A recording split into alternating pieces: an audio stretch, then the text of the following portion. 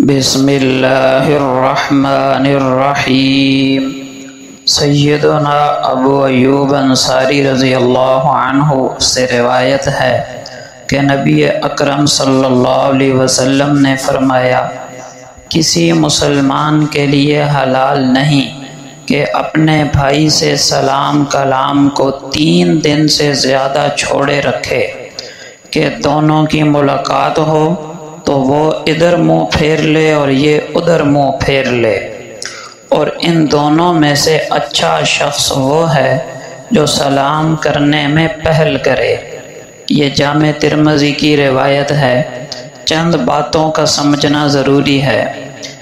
2 مسلمانوں کا آپس میں قطع تعلق اور سلام کلام کر دینا اللہ کی نگاہ میں اس قدر ناپسندیدہ ہے کہ اس کو کبیرہ گناہ شمار کیا گیا، اور صحیح مسلم کے اندر آقا علیہ السلام کا پاک ارشاد موجود ہے کہ ہر پیر اور جمعرات کے دن جنت کے دروازے کھولے جاتے ہیں، لہٰذا ہر اس آدمی کی جو اللہ کے ساتھ شریک نہ ٹھہراتا ہو بخشش کر دی جاتی ہے، سوائے اس شخص کے کہ اس کے درمیان اور اس کے مسلمان بھائی کے درمیان کینہ و عداوت ہو۔ ان کے بارے میں کہا جاتا ہے، ان کو چھوڑ دو یہاں تک کہ یہ آپس میں صلح کر لیں، ان کو چھوڑ دو یہاں تک کہ یہ آپس میں صلح کر لیں، ان کو چھوڑ دو یہاں تک کہ یہ آپس میں صلح کر لیں۔ تو اندازہ لگائیے کہ نماز اور دعائیں اور استغفار اور دیگر عبادات بھی لٹکی رہتی ہیں جب تک آپس میں صلح نہ کر لی جائے۔ ابو داؤد شریف کے اندر روایت ہے، فرمایا کسی مسلمان کے لیے حلال نہیں کہ اپنے مسلمان بھائی کو 3 دن سے زیادہ چھوڑے رکھے۔ پس جس شخص نے اپنے مسلمان بھائی سے 3 دن سے زیادہ قطع تعلق کیا اور اسی درمیان وہ مر گیا تو وہ ضرور دوزخ میں داخل ہوگا۔ اور یہاں تو 3 دن کا ذکر ہے، اور اللہ بچائے ہمارے ہاں تو سالہ سال تک بسا اوقات بات چیت بند رہتی ہے، غمیاں خوشیوں میں شرکت نہیں ہوتی۔ اسی ابو داؤد شریف کے اندر ایک اور روایت ہے، آقا علیہ السلام نے فرمایا، جس شخص نے اپنے مسلمان بھائی سے 1 سال تک قطع تعلق رکھا، اس کو ایسا گناہ ہوگا گویا اس نے اسے قتل کر دیا۔ اللہ اکبر، قتل کرنے کا گناہ۔ لیکن آپ ذرا غور کریں، اللہ تعالیٰ کی بھی عجیب رحمت ہے۔ آدمی چونکہ کمزور ہے، اس لیے دنیاوی رنجشوں سے غصہ آنا فطری چیز ہے، اور جس شخص سے کوئی رنجش پہنچی ہو اس سے ملنے کو جی نہیں چاہتا۔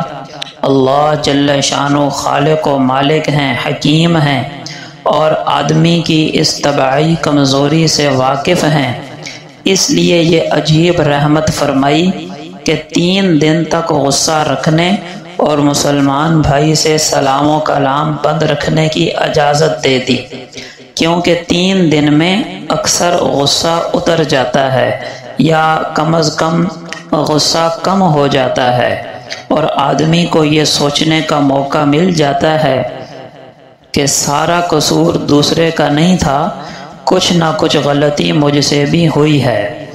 خلاصہ یہ کہ 3 دن کے اندر اس کو غور و فکر کرنے اور شریعت اور عقل کے تقاضے کو طبیعت کے تقاضے پر غالب کرنے کا موقع دیا گیا، اس لیے 3 دن کی اجازت دی گئی، اور 3 دن سے زیادہ قطع تعلقی پر پابندی لگا کر اسے حرام کر دیا گیا، کیونکہ اگر اب بھی قطع تعلقی رکھے گا تو یہ اس کے نفس کا تکبر ہے، خباثت ہے، شرارت ہے۔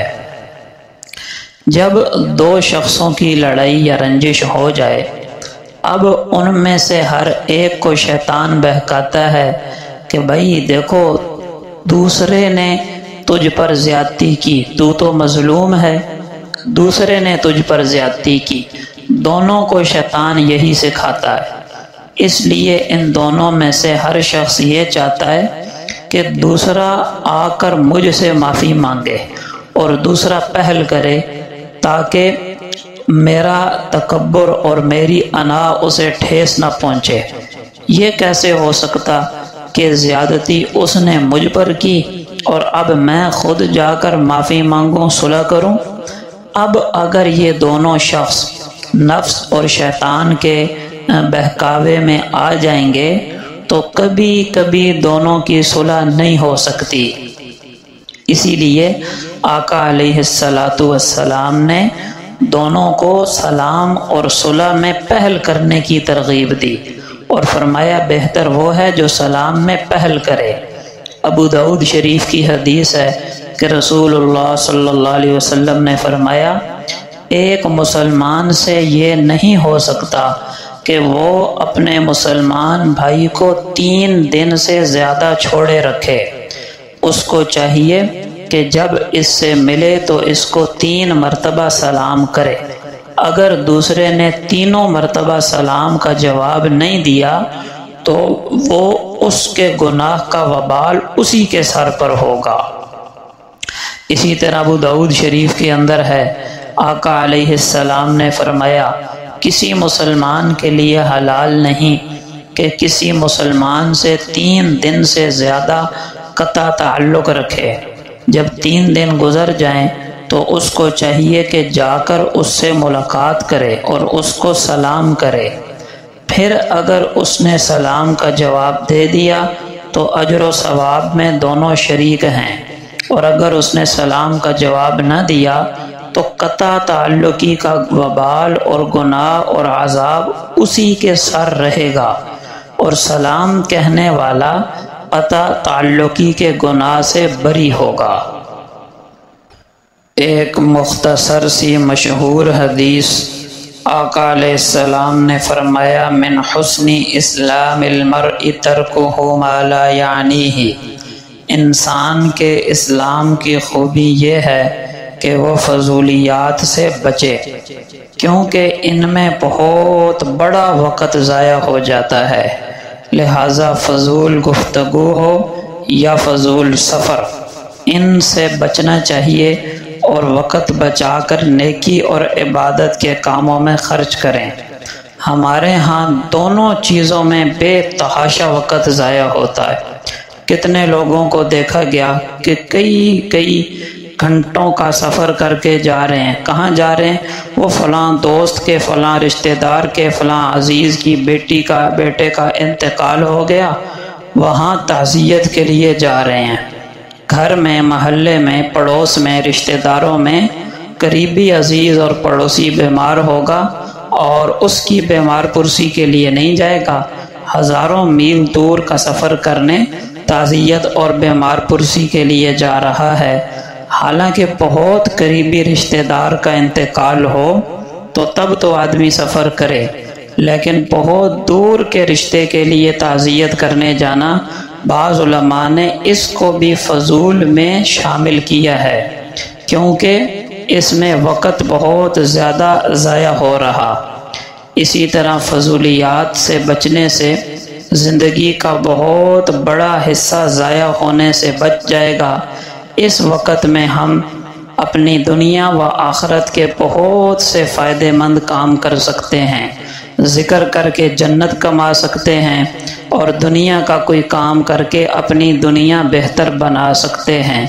تو فضول سفر سے بھی، فضول گفتگو سے، اور موبائل کی فضول اپلیکیشن اور فضول ویڈیوز سکرول کرنے سے اپنی زندگی کو محفوظ رکھنا بہت ضروری ہے۔ بعض علماء نے ایک عجیب بات لکھی کہ نفلی کاموں کے طور پر ہمارے اکابر نے، سلف صالحین نے 3 کام سب سے زیادہ کیے اور تینوں ایک آیت میں جمع ہیں۔ ہم بھی اپنے فارغ وقت کا بڑا حصہ ان 3 کاموں میں خرچ کریں۔ وہ آیت یہ ہے، اتل ما اوحی الیک من الکتاب واقم الصلاۃ، اے میرے محبوب تلاوت کرو اس کتاب کی جو تمہاری طرف وحی کی گئی، اور نماز قائم رکھو۔ ان الصلاۃ تنہی عن الفحشاء والمنکر، کچھ شک نہیں کہ نماز روکتی ہے بے حیائی سے اور برے کاموں سے۔ وَلَذِكْرُ اللَّهِ اکبر، اور اللہ کا ذکر ہی سب سے بڑا ہے۔ وَاللَّهُ يَعْلَمُ مَا تَصْنَعُونَ، جو کچھ تم کرتے ہو اللہ اسے جانتا ہے۔ تو دیکھیے اس آیت کے اندر 3 عبادتوں کا ذکر آیا۔ نمبر 1 تلاوت، نمبر 2 نماز، نمبر 3 ذکر۔ تو اگر کوئی شخص دینی ترقی کرنا چاہتا ہے تو اس کو چاہیے یہ 3 کام بہت زیادہ کرے، اس سے بہت زیادہ دینی ترقی ہوگی۔ اور نیکی کی قدردانی چاہیے، چھوٹی نیکی ہو تو اس کو چھوڑنا نہ چاہیے، کیونکہ اللہ کی رحمت بہانے تلاش کرتی ہے مغفرت کے، بخشش کے۔ ممکن ہے یہی نیکی بخشش کا، مغفرت کا ذریعہ بن جائے۔ اللہ پاک ہم سب کو لغویات، فضول کاموں سے محفوظ فرمائے، اور زندگی کے ایک ایک لمحے کو دنیا کی بھی اور آخرت کی بھی مفید کاموں میں خرچ کرنے کی توفیق عطا فرمائے۔